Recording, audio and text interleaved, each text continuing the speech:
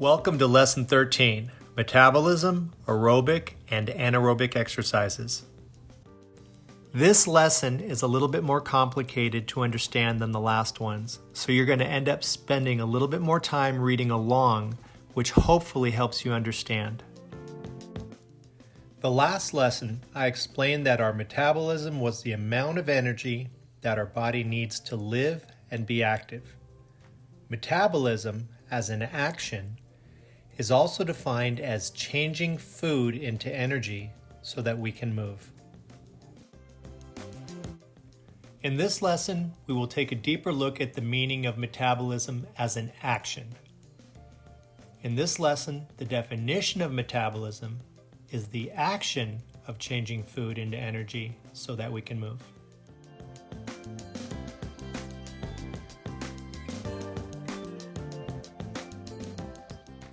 There are two chemical reactions in the body that change food into energy for muscle movement. The first is called aerobic metabolism. Your aerobic metabolism changes food into energy with the help of oxygen as we breathe.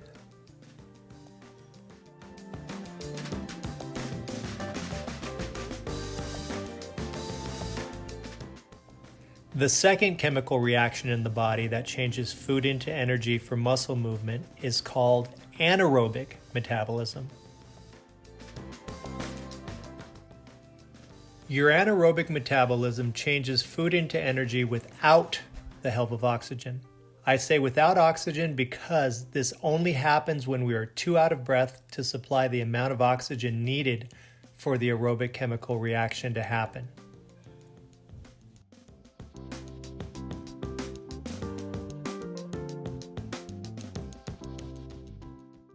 This is the point where aerobic metabolism changes to anaerobic metabolism because there's not enough oxygen for us to continue aerobically, and therefore the body switches to function anaerobically.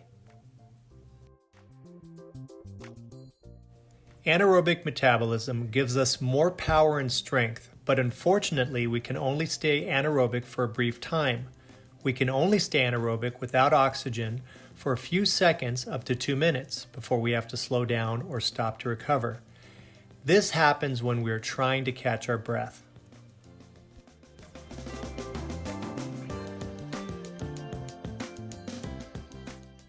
We use our aerobic metabolism, in other words with oxygen, for most of our basic body functions. This was explained in the last lesson where we learned about passive calories.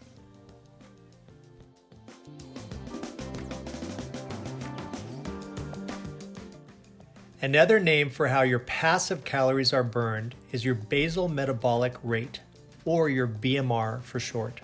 Think of your BMR as a car that is idling at the intersection. You haven't pressed on the gas pedal yet. The BMR's idle is similar to your body's idle when we are sedentary. We haven't pressed on the gas pedal yet, and we haven't started moving. When we do press on our gas pedal and move, we use our aerobic metabolism for movement that's with oxygen. This was covered during the active calorie section of the last lesson. But when we move with high intensity and explosive power, like when sprinting or lifting heavy weights, we switch over and become anaerobic without oxygen. Now let's focus on how people work out with or without the help of oxygen, aerobic or anaerobic. People who exercise with the goal of burning fat, in other words aerobics, try to work out at the point just before the body switches from aerobic metabolism to anaerobic metabolism. I look at aerobics as jogging in place at the edge of a cliff, with the exact intensity to maximize their fat burn. Don't go any faster or you'll fall off the cliff and you'll lose your aerobic burn. This is because the point where the body most efficiently burns body fat is at the edge of 85% of the heart's maximum heart rate. This is why you see so many charts and gyms that show you how to work out in an aerobic zone so that you stay just below 85% of your maximum heart rate. These people exercise at just the right intensity of fat burn without going over the cliff. Once you go over the cliff and your breathing can't keep up with your exercise, it takes some time to get your heart rate back to the optimum fat burning level again. Somewhere between 5 and 10 minutes just to get back to the fat burn of aerobics. There is another way to work out that helps burn fat in the long run while gaining muscle during your exercises. It has similar results to lifting weights for strength and hypertrophy during weight training. It's called high-intensity interval training, or HIIT. With this type of exercise, you don't have to worry about falling off of the cliff. You just have to be willing to work hard. You have to be willing to give 100% during your workout for as long as you can, and then rest for as short as you can, less than a minute. Then you repeat as many times as you can, and you will get in better shape, and you will recover your wind faster. Over time, you will increase your exercise times and decrease your rest times. Let me show you some examples of high-intensity interval training. With high-intensity interval training, the purpose is to work out anaerobically.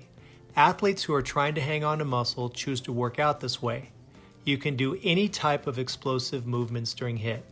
Some examples would be giving 100% while doing sprints, stairs, box jumps, jump squats, push-ups, or any other things I'm showing you on this video.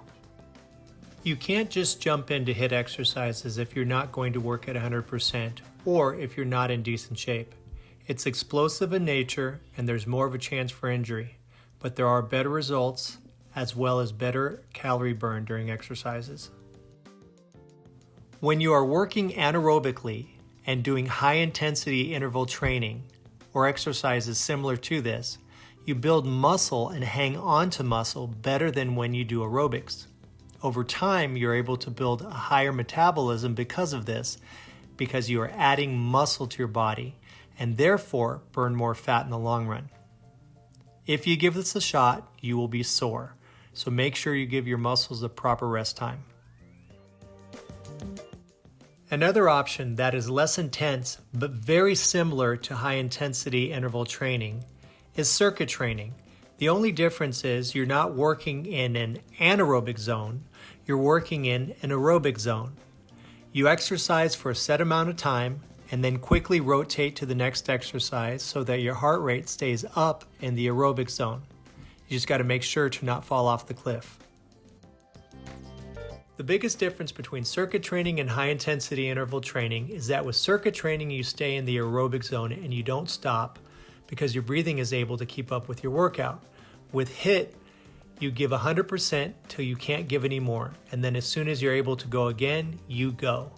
Even though the exercise movements can be the same, the intensity of the aerobic training versus the anaerobic training is completely different and gives you completely different results. Hopefully you understand the difference between training aerobically and training anaerobically. Don't forget to take the quiz. See you next time.